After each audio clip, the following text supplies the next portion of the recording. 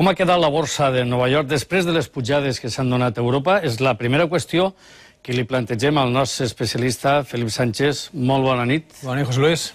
Un dia, la veritat, estrany a Nova York, ja que d'apertura era una apertura molt potent, igual que a la borsa espanyola, una pujada d'un 5%, i no obstant, després, a poc ha anat perdent força, i al final ha tancat amb una caiguda d'un 0,82%.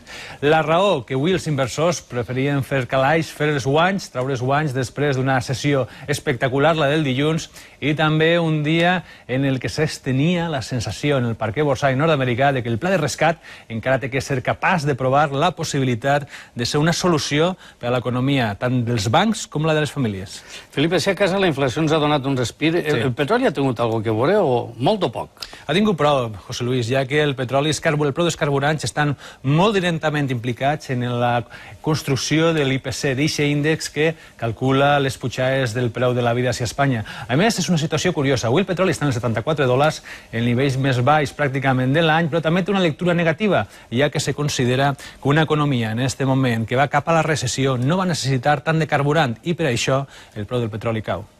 Felip, una opinió sobre aquest plan de nacionalitzar, podem entrecomillar-ho, si et sembla bé, per part dels Estats Units, que d'alguna manera copia el model europeu, o britànic més concretament. Així és, José Luis. No pensava jo mai que anava a veure als Estats Units, a aquest govern que sempre ha defès el lliure mercat, nacionalitzar part de la seva banca, i això és exactament el que van a fer.